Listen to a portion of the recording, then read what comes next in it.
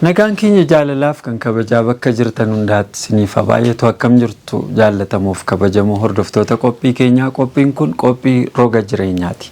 Karaa Hope Channel Itiyoophiyaatii fi akkuma kana karaa reediyoo waldaa Adventistii addunyaa karaa qophii sagalee abdii sagantaa keenya kan hordofaa jirtan hundumtuu irra deebi'ee ayyaanni Waaqayyoo isiniif baay'atu akkam jirtu jechuun barbaada. Har'as akkuma torban darbee Dr. Abdii Guddataa wajjiniin jirra. Dr. Abdii Guddataan adeemsa imala barnoota isaa tibbana kan inni goolabe sanarraa ka'uudhaan adeemsa jiruuf jireenya isaatii bu'aa ba'ii inni keessa darbe roga jireenya isaa hundumaa karaa gaa'ilaa, karaa dargaggummaa, karaa ijoollummaa wantoota inni keessa darbee dhufe qof hunda isiniif qabannee dhiyaannee turre. Har'as qophii kana gara goolabbiitti kutaa lammaffaa isaatti isin ceesifnee jirra. Irra deebi'ee abdiidhaan baga nagaan dhufte jechuun jaalladha. Baga nagaan dhufte. Egaa akkuma yeroo darbee ilaalaa turre sagantaa keenya yeroo darbee keessatti gara dhumaa irratti kan nuyi kaasnee turre addunyaan barnootaa wal'aansoo guddaa qaba. Ati immoo amda dheeraa karaa dheeraa deemtee goolabbii kanarra geessee jirta. Garuu har'a addunyaan nuti keessa jirru karaa kutaadhaanidha kan inni jireenya fooyyessaa jiru.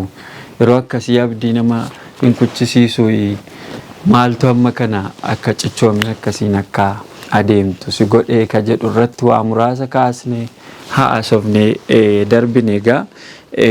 Egaa waa'ee kanaan ol qabsiisee har'allee kanumaa wajjiniin kan ol qabatu gaafii yaada jalqabaa akka nuuf caqastu barbaadu. Barnoonni karaa dheeraa nama imalchiisu akkasii jabina nama isa baratu qofaa irratti hin hundaa'u. Jabinni haadha warraas hin qoramu. Mee waa'ee maatii egaa kana haa jalqabnuti. Hammam maatiin ga'ee keessaa qabu milkii kee kana keessaa keessattuu immoo ati gaa'ila dhaabeenii daa'imni koo yeroo dhalachuuf jettuun barnoota argadheettee san booda gargaartuun keessi jajjabeessiteenu maayoo akka ati deemtuu fi hamilee kan siif taate ta'uu ishee nuu kaastee galateeffattee turte. Ga'een maatii hammamii keessattuu gargaartuun kee? Galatoomii Girmish. Ga'een maatii guddaadha. Dhugaa dubbachuuf waa'ee haadha warraa kootii akkaataan itti ibsu hin qabu. Akkuma jalqaba irratti dubbachuuf yaale barnoota kana akkan argadheen akkan deemuuf kan na jajjabeesse isheedha. Kana biratti immoo gaafan deemu yeroo mucaan koo jalqabaa dhalatte dhugaa dubbachuu fi anasiin viizaa rukutachaa jira. Isheen garuu guyyaa sana na yaadadha dilbatadha. Sa'aatii 4 keessa naa bilbiltee turte. Naannoo namaa wajjin gadi dhufee nas Finfinnee kana markaattoon jiran ture. Yeroo lammaffaa naa bilbiltee sa'aatii 2 waan hin guunne keessatti nan dee'inaa jette. Ajaa'ib. Ajaa'ib. Hin koostaa isa jalqaba irratti mutuun miixuun qabaatiin jira gaa. Cinqii baay'ee qabaatee. Dhukkubbii peeyinii ammas hin jedhamne jira. Nan dee'inaa jennaanin inamanuu jedheedha. Hospitaala itti baay'ee. Attamitti namantuu naan jettee namni rakkoo akkanaa keessa jiru silkiyuu namatti naasa'u. Bilbiluun ulfaa. Bilbiluun cimaan jedhu. Innaan mucaan biraa boos. Dubbiin akkuma jetteera fakkaataa hin jireenya. Ajaa'ib. Achii booddee an viizaa rukutadhee asumarran deeman ture. Garuu yeroon sun yeroo koovidii waan ta'eef xinnoo nu jalaa dilee godhaniiru. Yeroo deemsaa. Torbee lamaan tokko. Torbee lama qoodan akkan addana taa'u carraa guddaa ture. Dhaqee mucaa koo laalee. Haadha warraa kee argite. Argee torbee lama bira taa'in deebi'eetu deemee. Dubartiin deesse tajaajila barbaaddi. Waan baay'ee akka maatiitti hin himanne sitti kan himattu baay'ee qabdi. Sana hundumaayyuu dirqama waan ta'eef maatii masheetti adaraa kennee ani gara barnoota kootiin socho'ee wanta hundumaa dandeessee waggaa tokkoof 6 booda immoo deebinee wal arginee jechaadha. Galanni isaaf haa ta'u yagguun deebi'ee dhufus akka yaaddee akkan sodaadhe sana miti.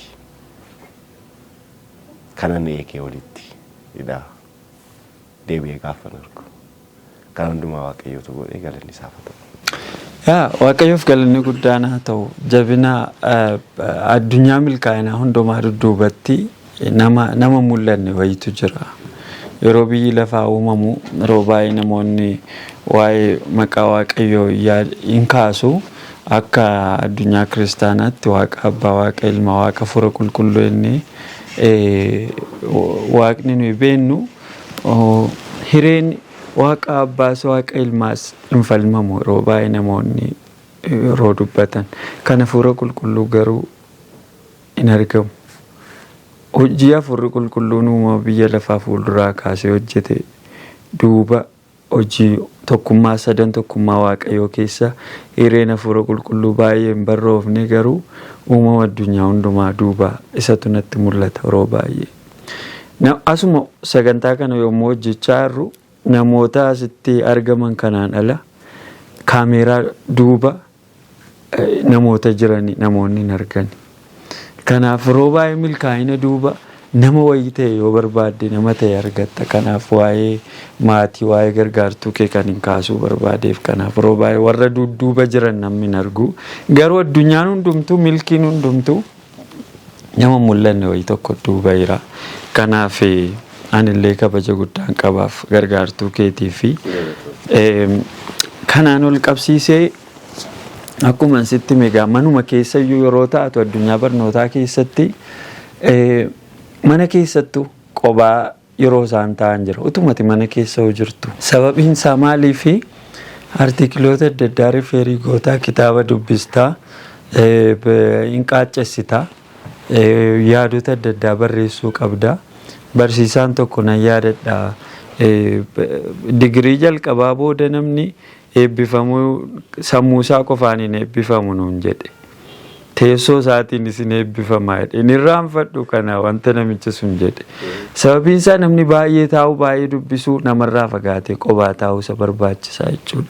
Kanuma keessattuu yeroo tokko maatiin keenya qobaa ta'anii waan barreessa waan ta'eefi maatiin koroo baay'ee manuma keessattuu jiranii qobaa jiraatu. Ati immoo fagaattee deemtee kun cichoomina maatii cichoomina haadha warraa hin argatu taanaani milkiin xumuruunsaa baay'ee salphaamini. Pilaas har'a addunyaan gaa'ilaa wantoota xixiqqoo akkas addaan fageenya guyyaan namni wal argu keessatti diigamaa jira. Yeroo akkasii maal yaadda waan kanaan wal qabsiiftee wantoota itti dhaloota kanaaf itti dabaltu jira. Wal hubachuu nama barbaachisaadha jireenya gaa'ilaa keessatti.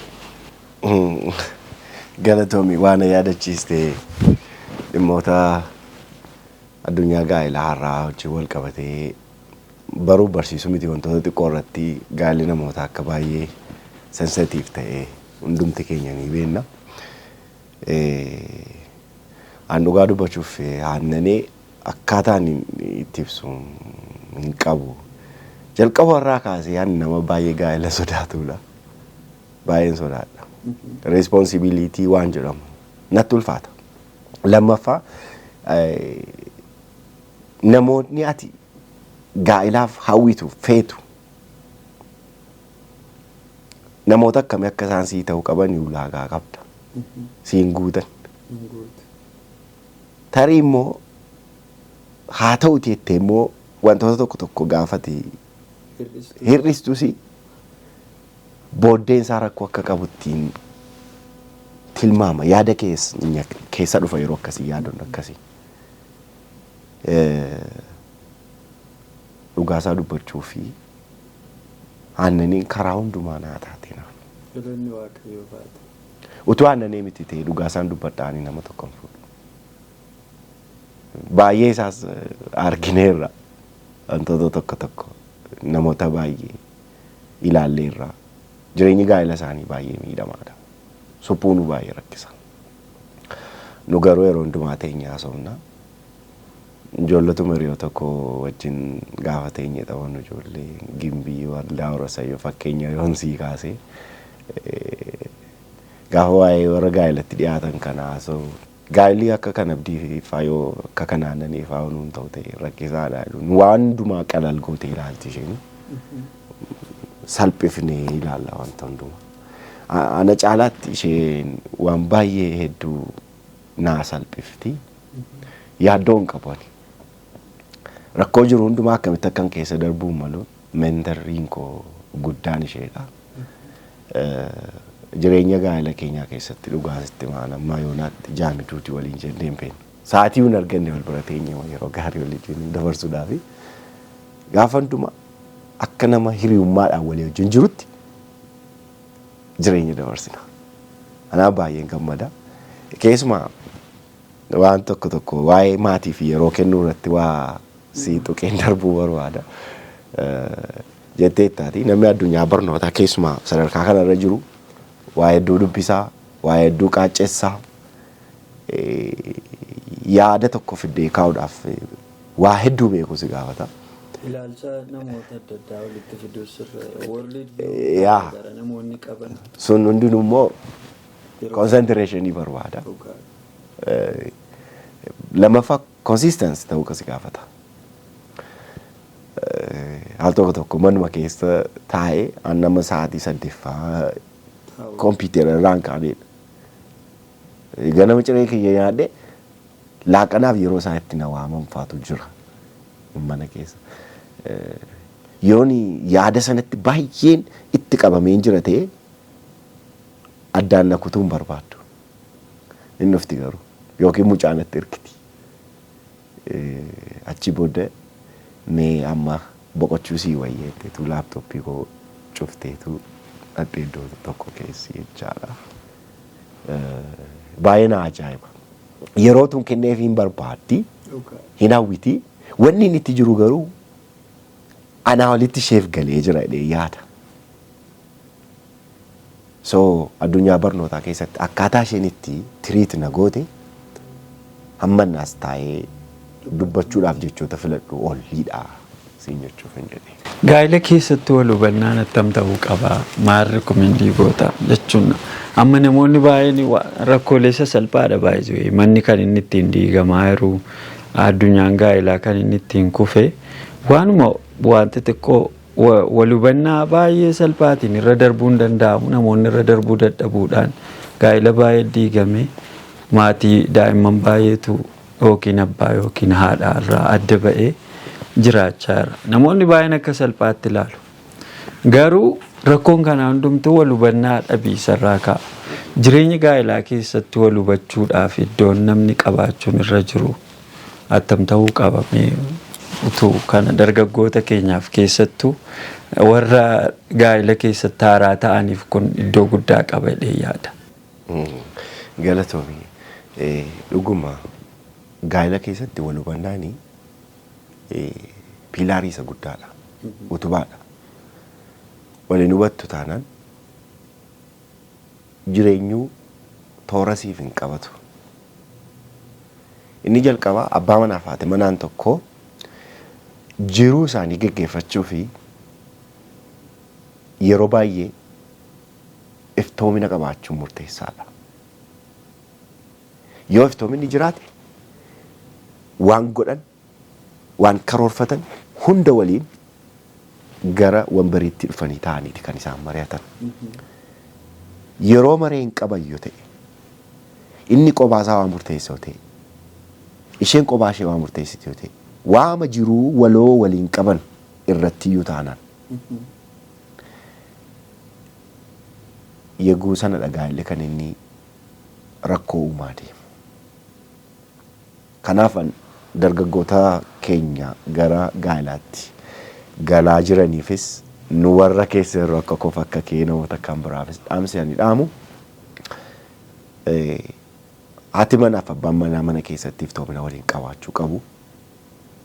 Inni lammaffaa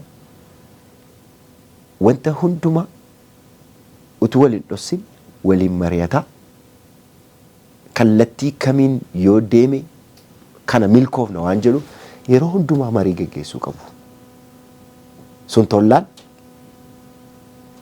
wanti gaa'illi hin bareenneef gaa'illi gammachuun taaneef hin jiru.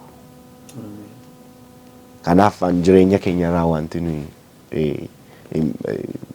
ilaale baay'ee gammadu keessaanii hangaafan karaa deemu yaadu.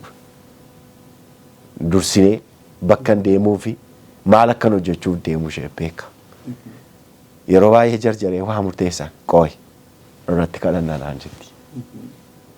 Yoo Waaqayyo jedhe malee nuyi jenneef hin ta'utti. Karaa kana dhagaa wanti inni tolu. Kanaaf waliin mari'achuu rakkoo isaanii waliin ta'anii haasa'u furmaata waliin barbaadu wanta godhan hundumaa of toominaa walii wajjin raawwachuu qabu haati manaaf abbaan manaa. Galatoomi Abdii amma ani dooktersi jedhuufis Abdii jechuufis na rakkadheessa hiriyummaan baay'ee nama rakkisa. Gaaffii isaa fagaata gaaffii isaa galatoomi. Egaa dhugaa dubbachuuf yoo ta'e kana kan siif kaasee fi sagantaan keenya sagantaa roga jireenyaati. Roga jireenyaa keessa waan hundumaa jira, gaa'illi jira, dargaggummaan jira, ijoollummaan jira, yuuba ta'uun jira, maanguddummaan jira. Waan kana keessatti keessa darbitu hundumaa sagantaa kana keessatti akka barnoota namaaf ta'utti kaasna. Kanaaf egaa kana gara sana immoo achi si deebisee mee gara imaammata barnootaatti immoo haa deebinu. Ati egaa imaammata barnootaa biyya biraas dhattee argiteetta, biyya keessattis immoo baratteetta.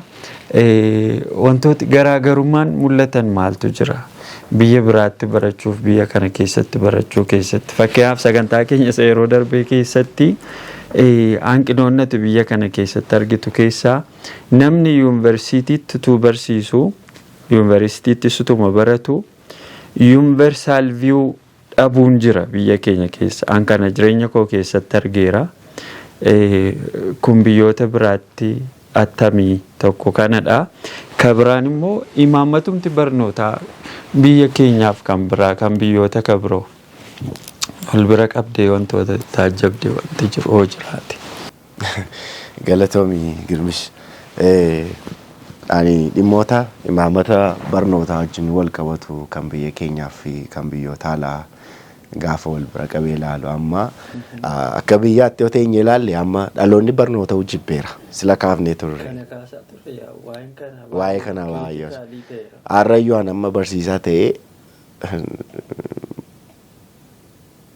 destinii ijoollee keenyaa tilmaamuun isaan rakkisa. Waggootuma yuunivarsiitiif isaanii kenname xumuranii ba'uu waraqaa digirii isaanii sana harkatti qabachuu duwwaa kan barbaadantu jira malee barnoota ittiin baratanii ba'an sanaan bordhannee hawaasa tajaajila waan jedhu karaa kana deemna waan jedhu ammayyuu mul'ata akka isaanii hin qabnetti argeeraani. Dhuunfaa keetti immoo anaaliisisii geggeessitu qabda.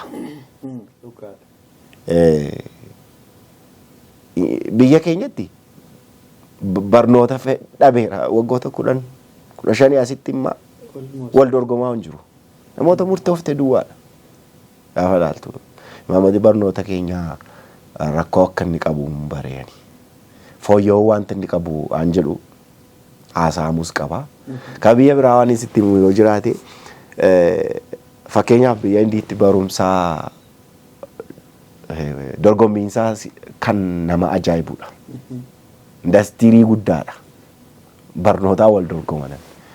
Fakkeenyaaf lafa hin jiru biyya kanatti mootummaan carraa guddaa barattootaaf banee fakkeenyaaf kan yuunivarsiitii yoonsii kaasee doormii si gashee nyaata si qopheessee si barsiisa. Biyya namaatti garuu akkas miti. Keejiidhaa qabdee hanga yuunivarsiitiitti gatii barnootaa kaffaltee baratta. Akka biyya sanaatti ammatu biyyi keenya imaammata kana fudhattee gooti ta'e namni tokko hin baratu. Siloo fedhiin qabu barnootaaf. Siloo fedhiin qabu ikoonomiin kafalii baradhutu siin jedhame hin baratu ikoonomiin isaas hin murteessu. Biyya sanatti garuu kan mootummaa dorgomee galuuf yuunivarsiitichatti kan hin argee barataan digirii maastersii PhD barachuu fi tokko UGC Care waan jedhamu jira barnoota akka national exit examii warroota nuyi jennu kana wajjin wal qabachuu wal fakkaachuu dhaqa. UGC Care dorgomaniitu isa hoo darban duwwaa barnoota maastersiitti fufu barnoota PhD itti fufu. Akka gaatii kana jechuudha UGC. Sana argachuu fi dhaloonni gattaa'ee namni baay'ee sana fiinsaa biyya sanatti sa'aatii 8 dubbisa. Baay'ee cimaan garuu sa'aatii 16-18 dubbisa. Nugaa hangaafan naqee abjuun ta'e sa'aatii 2 dubbifnee qormaataaf qophoofna jirre. Inni garuu iddoo tokko taa'ee sa'aatii 8 dubbisa. Waan qabu, waan nyaatu, waan dhugu boorsaa masaatti naqatee achuma nyaachaa bishaansaas dhugaa dubbisa. Maaf dubbistu kanaa yoon jedhe qormaata qabnaa, naashinaal egzaamii qabnaa. PhD itti fufuu. Kanaan ala inni kana darbuu hin dandeenye immoo kaffalee barata. Digiriis, maastersiis, PhDs kaffalee barataa jechuudha. Wanti hundinuu koostii gaafata. Kaffaltii gaafata barnoota biyya sanatti. Fedhiin barnootaaf qabu kaffalee fedhiin barnootaaf qabu immoo guddaadha. Aan keenya garuu mootummaan ispoonsara ta'ee doormii kennee fi nyaata kennee fi barsiisa. Ijoolleen keenya egeree isaaniif badaa amma kanatti namoota abdii qaban motiveeshinii qaban miti. Garaagarummaan jiru kanadha. Wantoonni fooyya'uu qaban baay'een jiru jechuun barbaada. Galatoom dhugaa dubbachuuf kana waan akka dabaltee naa jabeessitu kan barbaadu tokko egaa waa'ee dubbisuu wajjin wal qabsiisee kun raajiidhaan nu biratti amma dubbisuun waan jedhamu afaaira. Maqaa isaayyuu dubbisuu waan dadhabaa jiru natti fakkaata namni kitaaba dubbisuu na hafuuti. Garuu kun dhaloota baratu biratti irra deebi'amee ilaalamuu qaba jedhee yaada. Namni waan amantii isaatiis hin dubbisu, waan barnoota isaatiis hin dubbisu. Amma immoo addunyaan diijitaalaayyuu pilaatfoormii haaraa fideera. Kanaaf dhaloonni kun baay'een isaa bilbila bitachuu barbaada malee namni kitaaba bitee waa dubbisuu fedhu hin jiru.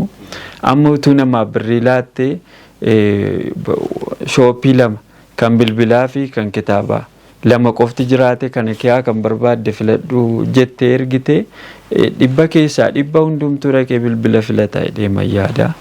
Rakkinan qabu ani bilbila teknooloojii irraas rakkinan qabu jibban qabu garuu moor yeroo laaltu namni waan diijitaalaa kana irratti hidhamee waan jiruuf barmaatii waa dubbisuu badaara. Barnooti garam deema itti yaadda bifa kana. Galatoomi. Yeroo baay'ee ta'e nyaasofna kana. Namoota tokko wajjin already amma generation gaappiin uumameera. Dhimma barnootaa irratti. Ammas taanaan wanti godhamuu jiru mootummaas ta'e dhaabbileen amantii garaagaraas barnootanii jabeessu fakkeenyaaf akka mana keenyatti. Adventistii barnootaa cimaa. Wanni baay'eetti jaalladhu mana kana keessatti dhalachuu kootti kan hin gammadu keessaa miishinii manni kun qabattee jirtu sadarkaa addunyaatti baay'ee nama boonsa. Waaqnis nama qaxalee barbaada miti. Nama hojjetu barbaada. Biyyi lafaas akkuma kana. Edeen iddoo wantoota rakkoomtu rakkina hin jirretti waaqayyo namni hojii akka hojjetu ajajee bara. Kanaaf akkuma biyyi lafaas waaqayyos namoota jajjaboo barbaadu mootummaan dhaabbileen amantii garaagaraa karaa dhaabbata isaanii akkuma mana kanaa jechaadha. Waa'ee barnootaa, waa'ee akaadaamii haasa'uu danda'u qaba. Yoo baratte waan tokkoof furmaata laachuu dandeessa. Yoo beekumsa qabaatte rakkoo addunyaa kanaatti dhufuuf furmaata laatta. Kanaaf amma akka biyya keenyaatti barnooti sadarkaan inni heeru wal nu gaafachiisu hundi keenya beekna. Sadarkaa amma jiru irraa akka inni gadi hin taaneef garuu waltumsee gamtaadhaanii dhaloota amma nu booddeen jiru barnoota sirriitti dhaalchise akka sadarkaa isaa duriitti deebisuudhaaf namni hunduu nama tokko duwwaarra bahaa kanan keessu mana kee keessaa jalqabdee mana koorraa jalqabee akka hawaasa keenyaatti waa'ee barnootaa ganamaaf galgala itti himuu qabna. Galatoom ulfaadhu egaa waa'een kana asumaan yoo irra ceene gaarii dhadheen yaada garuu waa'ee biyya ormaatti barachuu wajji wal qabsiisee waa tokko akkatti karaanuu saaqu barbaada. Namni biyyaan baatte barachuu fi yaada qabu tokko maal fa'aa irratti dammaquu qaba? Maal wanta innas taa'ee hin gammadne achitti wanti isa mudachuu danda'u kan yeroo baay'ee hin beekne maali wanti namni irratti dammaquu qaba itti yaaddu? Galatoomii Girmish. Namni biyya kana biyya hambaa dhaqee barachuuf murteessu tokko wantoota baay'ee murteessoo ta'an amman dubbadhu irratti xiyyeeffachuu qaba. Inni tokko gaafa hawaasuma biyya hambaa dhaqee nan baradha jedhu jireenyaaf aadaa hawaasa sanaa irratti baay'ee xiyyeeffannoo kennuu gaafata. Kabajni inni qabu ilaalcha wal wajjin jiraachuu keessatti xiyyeeffannoo guddaa kennuu qaba. Inni jalqaba. Inni lammaffaa wanti inni giddu galeessa godhachuu qabu yoo jiraate fakkeenyaaf amma nuyi afaan tokko dubbanna aadaa tokko qabna amantii tokko qabna wanti nuyi arginu hundi isaa commonly waanuma nuyi asitti fayyadamnudha. Bakka sana dhaqxee garuu wantoonni hunduu tootaalii jijjiiramoodha. Sasitti jiraattu haala sitti uffattu haala sitti nyaattuun aladha jireenyi sun jechaadha. Akka danaatti naqee achitti aktii godhu jettee tasuma osoo hin mijatu. Waan sana addaatti gochuu fi jalqaba kutannoo si barbaachisaa jechaadha. Sababni isaa aadaan isaa kan keerraa addaa. Akkaataan uffannaa isaatii kan keerraa addaa. Akkaataan nyaata isaatii kan keerraa addaa. Kana hundumaa giddu galeessa godhattee kan kee sana akkuma jirutti qabattee gara kan isaaniitti shift godhaa waan hundumaa giddu galeessa godhattee isaan wajjin jiraachuuf murteessuun baay'ee murteessaadha. Siin jechuu barbaada. Galatoom gama preparationii fakkeenyaaf gama qorqalbiitiin ta'uu danda'a gama maallaqaatiin ta'uu danda'a. Gama isa kaanatu caqasteetta kanneen kun si wanti si mudate haaraa kan sitti ta'e jiraatu. Yeroo jalqabaatiif gaafa achi deemee beektaa kana nan dubbadha. Biyya kanatti biddeen nyaachuu qofatti amanna bidireen nyaati iddoo biraa jirus waan akkasiidha inni yaada. Waaqayyoof galanna ta'u biyyi kun biyya jaallatamtuudha kabajamtuudha. Haala hundumaa waaqayyoo badhaaseera. Biyya namaa walitti garuu waan baay'ee taachafta. Haa ta'uti garuu akka biyya kanaatti aktii gochuu hin dandeessu. Wantoonni qorqalbii keetti bu'an baay'een jiru. Tokkoffaa aadaan nyaata isaanii kan keerraa addaa. Aadaan uffannaa isaanii kan keerraa adda jedheera. Wantoota baay'ee dubbadheera. Ani na yaadadha. Wanti hunduu akka inni haaraanaaf hin taane jalqaban ofitti hima. Exercise gochuu man qaba. Because nama taane amma jiraatanii jiranitti waan jireenyaaf ta'u godhu waan ta'eef. Kana immoo muuxannoo guddaa kan naaf ta'u sidha. Gara yuunivarsiitiitti gara digirii jalqabaatti si deemsa gabaabse. Yaadatta 2003 gaafa yuunivarsiitii galuu ati 6 kiiloo jirta. Shaantaa koon harkaa fudhanii dorminaa kennanii gara kaaffee gaafa deemnu kaaffee deemte taanaan jettee na gaafatte. Yaadattu gorooti ta'uu danda'a. Gaafan kaaffee dha'u jireenya manatti jiraanne sana yaadiga. Akkatti jiraannu sana hundumaa yaaddaa. Gaafa dhuftee addunyaa biraa keessa galtu garuu totaalii jijjiiramaadha. Na gaafa nargu waxii bicaa tokko waan fidanii isayyuu baarbeela keessaa bu'aan takkaayyuu baarbeela keessaa waxiinaa budduqeen beeku ani hin argine. Naan maal naan jette waan ani hin irraanfanne keessaa dhugaa dubbachuu fi yaabdii koo garaa sareef kenne naa kenni jedhiitii nyaadhugaa inni targine sadhaa naan jette. Yaadattu taati. Na jechoonni suni bara jireenya kootiif na fayyada wanta yeroo sana dubbatte. Biyya ormaa keessatti illee. Si ajaa'ibaan yeroo jalqabaatiif nyaata nyaachuu dadhabee yeroo dheeraa rakkadhe itti madaquu hin dandeenye baay'ee. Yaa achi gaafa dhannu bakka galgalaaf ganama ruuziidhaa nyaatii biyya Hindii. Manatti yeroo nu qopheessanii yeroo lamatti hin deebinaaree nyaatuma manaa nu qophaa'u yeroo lamatti deebi. Har'ammoo maal qopheessitee dhuftee kun nan uffisiisee namitiire deelii ruuzii nyaatta. Nyaata keeraa yeroo tokkoof hin dhibu. Waan biddeena dhumu hin jiru. Garuu wantoota biyya kanatti argaman hunduu achitti hin argamu waan ta'eef baay'ee isaa hoteelaa kaaffee fayyadamuu dhiisteetu manatti hojjetattee jiraatta. Gara jalqabaa garuu hamma biyya keessa barruutti haala barruutti mana kireeffattee bakkee baatee qophaa kee wantoota kana raawwatattee ofii keetiin jireenya jalqabdutti baay'een rakkadhe jechaadha. Nan uffisiise ruuzii. Garuu wanni shaakalamne wanni hin baramne hin jiru. Waaqayyoof galannaa ta'u. Waaqayyoof galannaa ta'u.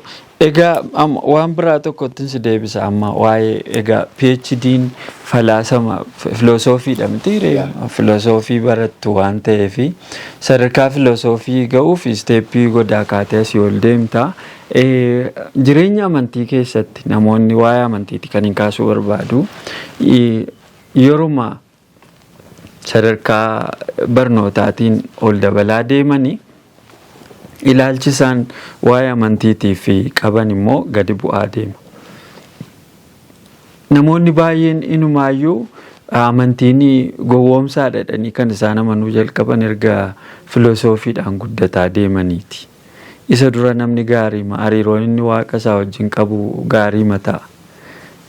Ati akkamitti waan kana chaalenjiin kun attamitti hubatte kana gaafa namni gaafa barnootaan amma maatti waaqeffachaa jireenya waaqa kee wajjiniin qabdu sitti fufsiistee falaasama barnootaas cinumaan deemsisaa deemuuni attami kana akkamitti hubatte ati namoota akkasiif namoota baay'ee dhabne irra baay'ee namni gara gadiitti baay'ee waldaa tajaajilaa waldaa sappoortii gochaa adeemaa turanii erga falaasama barnootaatiin guddachaa deemanii booda namoota baay'ee waldaa keessaa dhabne. Kana attamiin baalaansii goote?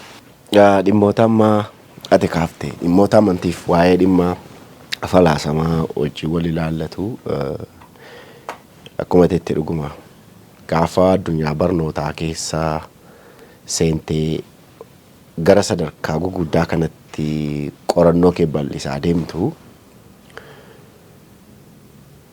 namoota baay'eetti dhuguma dhimmi amantii gowwummaa fakkaachuu danda'a. Garuu waaqayyoof galanna ta'anii wantan hubadhee waaqayyoo dursee manuu leenjisee nuun. Jalqabuma mana amantaa keessatti guddanne nuyi beezii keenya olaanaa kan nu ta'e dhugaa waaqummaa waaqayyoo kan nuyi barre mana amantaa keessattidha. Ergaa mana amantaa keessatti tajaajiluudhaan hojii garaagaraa hojjechuudhaan niidha kan nuyi guddanne. Wantoonni sun qorannoo nuyi qabnu, tajaajilli nuyi qabnu, tajaajilli waaqayyo mana isaa keessatti nuuf kunuunsa inni nuuf godhe suni caalmaattuu iccitii addunyaa kana akka nuyi barru taasiseera. Namoonni bargita akka salphaatti gowwamuu danda'u, akka salphaatti galaana addunyaa kanaan nyaatamu. Haa ta'uti garuu anaaf bu'urri koo guddaan dursee waaqayyoon beekuudha, mana isaa keessatti guddachuudha. Sunneen hundinuu akkan addunyaa kana ija akkamiin akkan ilaaluu qabu dursee iddoo sanatti waanan baradhee fi mana isaa keessatti guddachuu anaaf waan guddaa ture. Sun anaaf bu'uura guddaadha siin jechuun barbaada. Galatoomii Abdii kan inni si gaafadheef namoonni baratan baay'een isaanii amantii irratti baay'ee hin qoosaa dhufu. Gama biraadhaan immoo namoonni ciccimoon tokko kanatti ilaaltee abdii godhattu immoo jira. Fakkeenyaaf nama yeroo hundumaa yaadadhu Dr. Ben Carson nama jedhamu nama baay'een seenaa isaa beeka. Namni sun yoo namni waa'ee educational background keetii si gaafate barsiisaan koo waaqadha. Kitaabni barnootaa koo kitaaba qulqulluudha. Yuunivarsiitiin koo uumama jedhii deebisii fi hedhee barreesse namni kuni. Mana waaqayyo keessatti guddachuun hammam jechuun jireenya keenya baalaansii akka goonuuf uumaa keenya wajjiniinis uumamaa wajjiniis uummataa wajjiniinis waa hunda wal madaalchisnee akka deemnu gochuu keessatti reenni qabu amma. Dhugaasaa dubbachuuf gahee guddaa qaba. Iccitii addunyaa kanaa baay'ee isaa achitti baranne. Wantoota achitti keessatti guddanneef jireenya keenyaaf nuuf ta'u baay'ee isaa horanne gara addunyaa kanaatti gaafa baanu baay'een isaa nuuf haaraa nuuf hin ta'u. Muuxannoo qabna dursinee waan ta'eef. Kanaaf dhuguma akka namicha ammati kaastee dubbate wanti ani hedduu isaa mana amantaa keessatti baradhe hedduun hiikoo akka anaaf ta'utti addunyaa kana akkan hiikkadhu naa taasiseera. Iccitii addunyaa kanaa hedduu isaa akkan beeku na taasiseera. Caalmaattu immoo waan addunyaa kana akkan investigate godhu carraa naa baneera. So baseline konni guddaan foundationii kan naa ta'e mana amantaa keessatti waan hundumaa beekumsa guddaan achittan argadhe macaafa qulqulluu irratti argadhe. Gara qorannoo biyya lafaa kanatti gaafan deebi'ee dhufu immoo caalmaattu ija amantaa keessa taa'ee waan baay'ee akkan ilaalu na taasise jechaadha. Galanni waaqayyoof haa ta'u. Maatii jalqabumayyuu nama guddaa Paaster Tasfaa Qannoonaa kaastee turte egaa moodeelli keessaanii isaan immoo waldaa kana keessatti gahee isaan qabanii namni baay'een quban qaba. Kanaaf al tokko namoota akkasiis dursanii karaa siisaa kun isaanis carraa guddaadha. Egaa mee namni tokko si hamatasi waan namni si hamatus kaasuun kiyyaadhaaf. Abdiin ispoortii dirree ispoortii irraan dhabamu jedhu abdiin akkam ispoortiin jaallata? Ispoortiin jaallata qofa miti. Ispoortiif abdiin gargar hin baani. Abdiin jaalalanni ispoortiif qabu guddaadha. Hiriyoota wajjin dhangaa gaarii qopheeffatee iddoo bashannanaa gaarii turuurra dirree ispoortii keessatti namoota wajjin oolmaasaa godhachuu jaallata abdiin. Ispoortiin anaaf laayifiidha jechuun barbaada. Lammaffaa an jalqaba irraa keessa barnooti koo hiriyaa kanarradha. Kanaaf abdiif ispoortiin gargar ba'uu hin danda'ani. Tasumayyuu. Mee kanaan ol qabsiise gaaffiinsi qaba. Egaa ilaalcha adda addaa jira ispoortii irratti akkuma beektu. Ispoortiin jaalalaadha warri kaanii. Addatti immoo araada irraa nama ittisaadhu. Namoonni positive side isaa roga gaarii isaa gaafa nutti himani.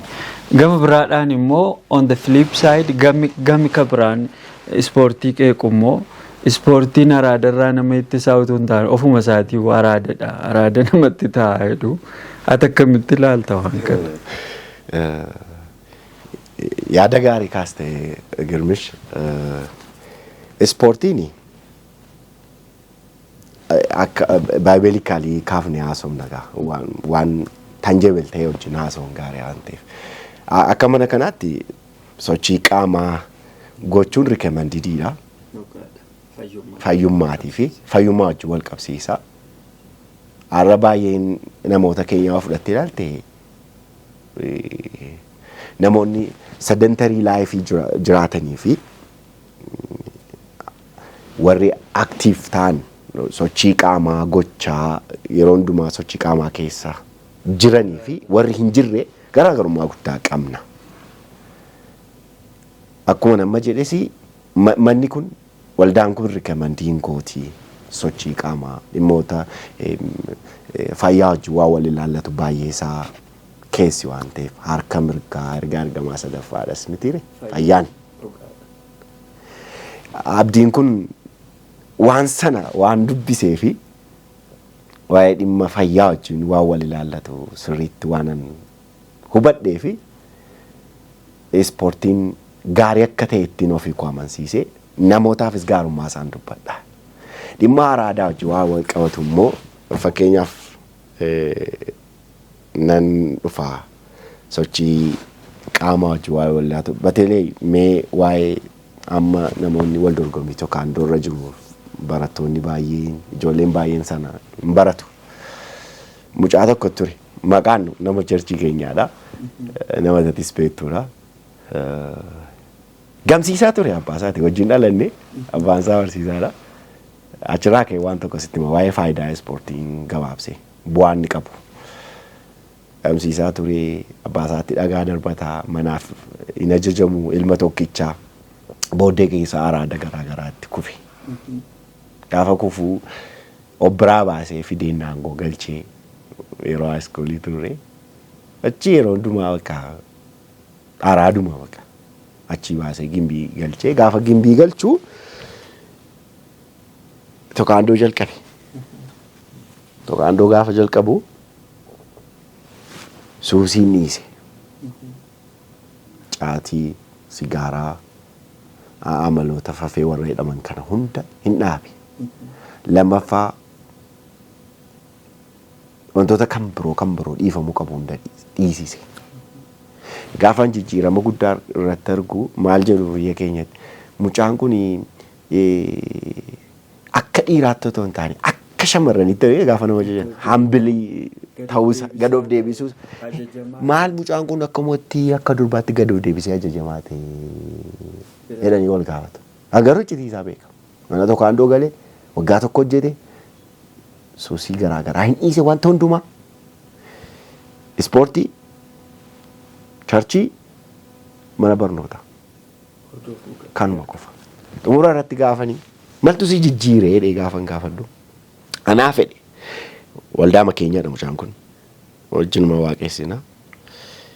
Anaaf ispoortiin jireenya koo jijjiire waan ta'eef waldaa keessatti amma fakkeenyaaf hin dhuginaa, hin tuuxinaa, hin ejjiinaa akkasiin godhinaa jedhama mitiire.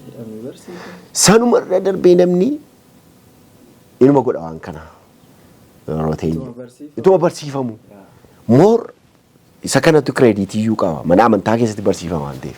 Lafa ispoortiitti garuu utuutii baarandaa teessee warra caatii qama wajjin teessu si arginaan asalxaanyiin keessi hin dhiisu. Ijoolleen riippoortii si godhu warri si wajjin ni ati ispoortii hojjettu. Hin qaamtu, hin xuuxxu, hin nuddu. Amala shamarran ariif nan dubbadha kana dirqama waan ta'eef. Yaa kana hunda utuutii shamarran tokko wajjin kana naan dura deemtu namni wajjin ispoortii hojjettu yookiin namni si hojjechiisu yoo si arge boruun dhufta lafatti ispoortii hojjettu adda keen jilbeenfattee hamma ispoortiin sun dhumutti garafamta. Hamma dhiiga sirra kututti si garafa. Leenjisaan kee. Achii booda nan garafamee nan miidhamee miidhaa guddaa qaba. Adabbiin isaa ulfaataadha. Nan dhiise nan miidhamettee boru achiin hin baqattu. Karaatti si arginaa si dhiisu. Waan namatti dhiiftee sokkiteef iyyuu. Kanaaf yeroo hundumaa gara ispoortii dhuftan. Humna si dhiibuu qaba. Humna wantoota kanarraa si ittisuu qaba. Maallaan jedhee mochichi utuu hin danda'ama ta'e akka paartii tokkotti waldaa kiristaanaa keessatti waa'ee ispoortii kana barsiisan irratti tola. Maaliif hin qaamiin hin tuutiin hin ejjiin akkasiin godhin jedhamee utuutti himamu namni dideema godha waan ta'eef yegguu ispoortii hojjennu garuu kana hin godhin jennaan ilma dhiisa namni immoo dhuguma isaa dubbachuuf an argeera. Wantoota dhiisuu qabdu hunda hin dhiista.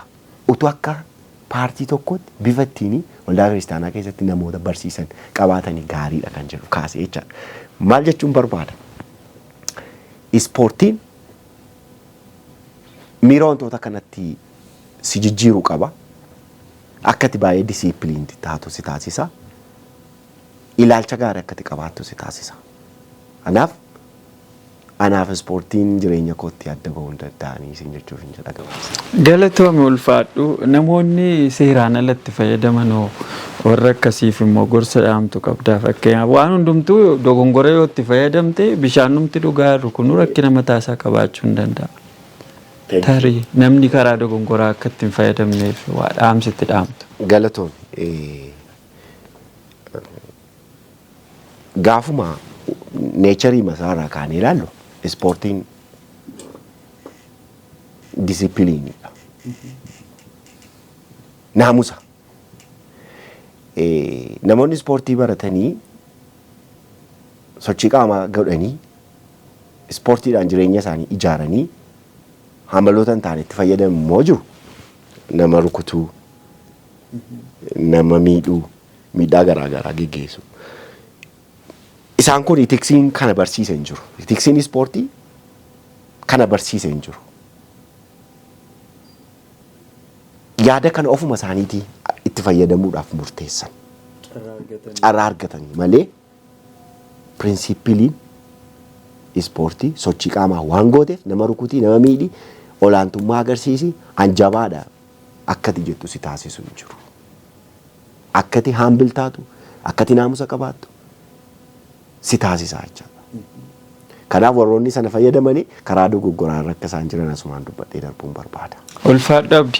Fayyummaa namaa wajjin wal qabsiisee mee waan kanaa dubbanneetu gara goolabbiitti finna sagantaa keenya akka namatti fayyadamee argeetti nama akka nama addunyaa isaa keessa jiraatutti ofii keerraa wanta itti bartee maalii fayyummaa namaa wajjin wal qabsiisee immoo amma namoota akkamiif ispoortii akkamiitu jajjabeeffama. Egaa hunda isaa iddoo tokkotti fixuun hin danda'amu.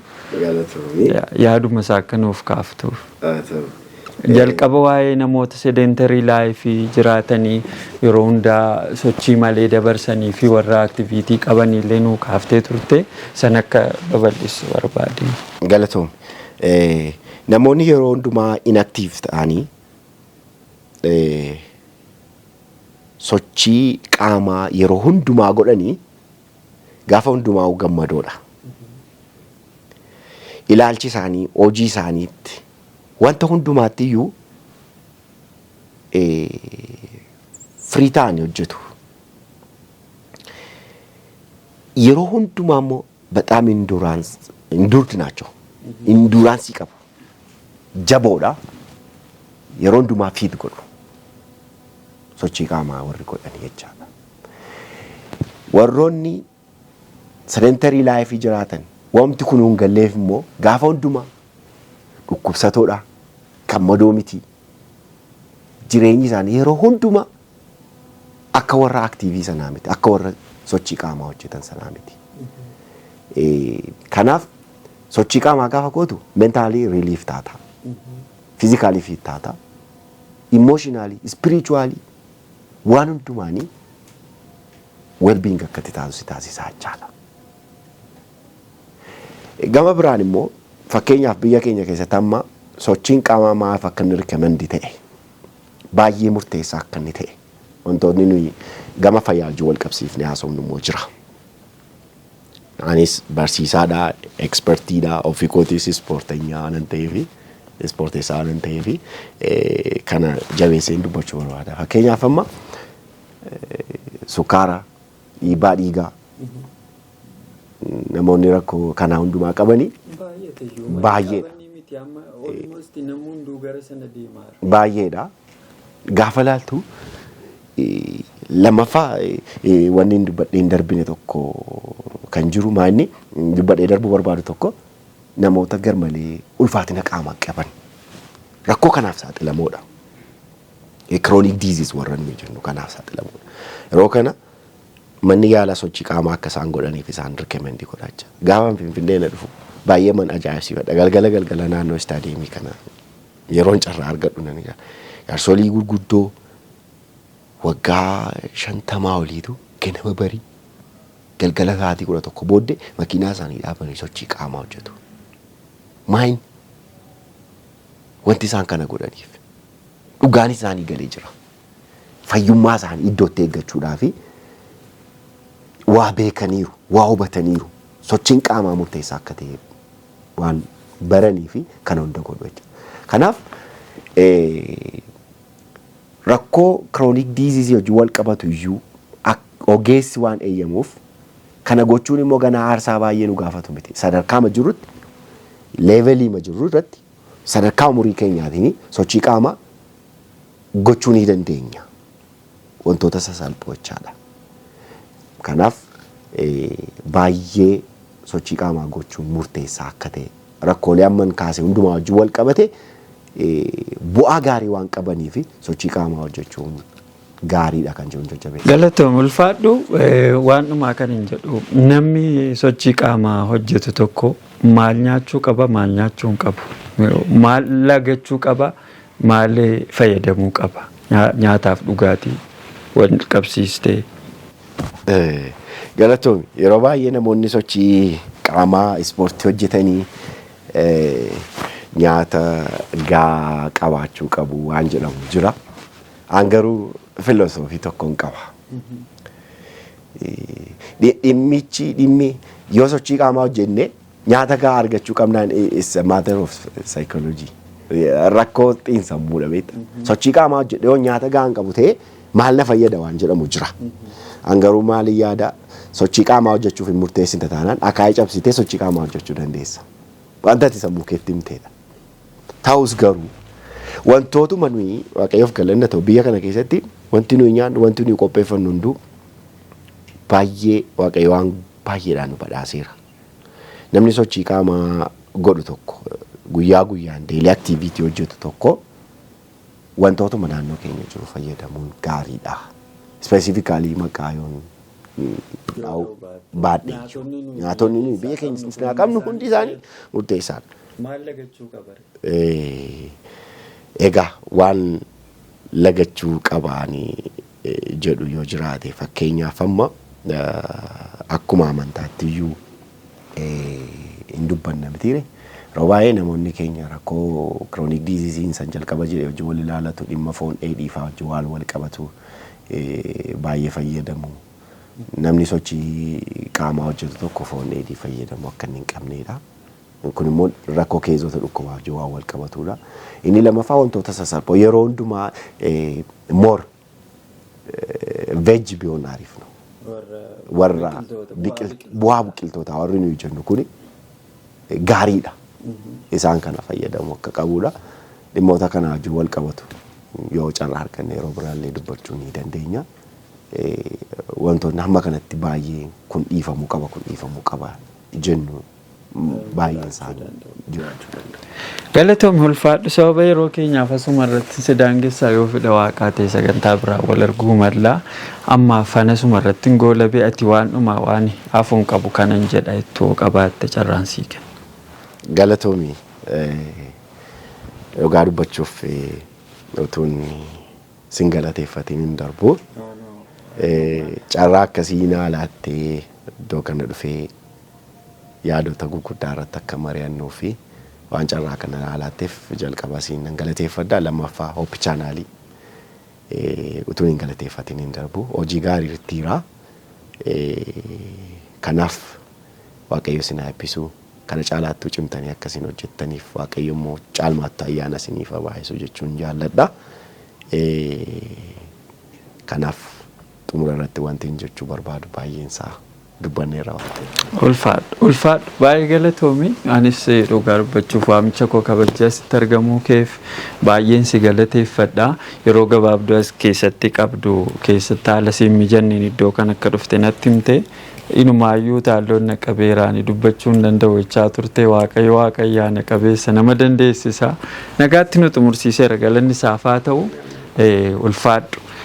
Egaa jaallatamuuf kabajamoo hordoftoota qophii keenyaa sagantaan keenya har'aa sagantaa roga jireenyaati. Sagantaa roga jireenyaa har'aa keessatti ka wajjin turre Dr. Abdii Guddataati. Sagantaa kana keessaa waa hedduu barattaniittu hedheen abdii guddaa qaba. Gama ogummaa kaameraatiin immoo kan nu wajjin ture obboleessa keenya Xilahuun Shawaa Lammaati. Hamma yoonaatti waan nu wajjin turtaniif ulfaadhaa. qophii roga jireenyaa kan birootiin deebinee immoo wal arginutti asumaa hin nagaa isinitti dhaammadha. Nagaan nuu tura.